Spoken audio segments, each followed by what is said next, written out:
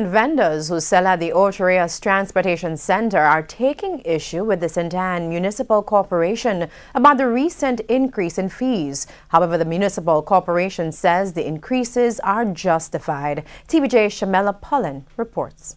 The Ocho Rios Transportation Center in St. Anne, a popular spot with over 30 vendors.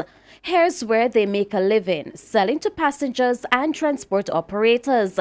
They have a grouse with the municipal corporation about the recent hike in fees. I used to pay like $1,300 per week, and for right now it's $8,400 I'm supposed to pay. Usually pay $650 a week. And them say them bring it now come to me to pay $4,600 a week. The vendors say the increase is not uniform. Merlin James is one of the vendors. The first person who did have the shop was a snack shop, I understand. And it's Monday, I know that it still remains as a snack shop. It's only 3 cook shop in here registered as cook shop. My one is a snack shop and I don't know why, because I don't sell snack. Ms. James and the other vendors are asking the municipal corporation to reduce the magnitude of the increase.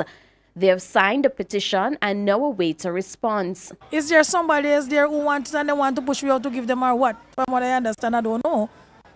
We just want to know what is going on. Somebody is there because we have nobody to talk to. TVJ News reached out to the municipal corporation about the vendors' concern and was told by Chairman of the Commercial Services Committee, Councillor Ian Isaacs, that the increase is justified. We rent according to the square footage.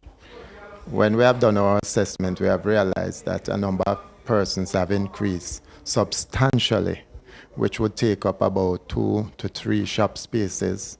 And so we have decided to charge accordingly. Mr. Isaacs also refuted claims that the vendors were not given enough notice before the fee was increased. He said the vendors were notified 7 days ahead of the increase. Shamela Pullen, TVJ News.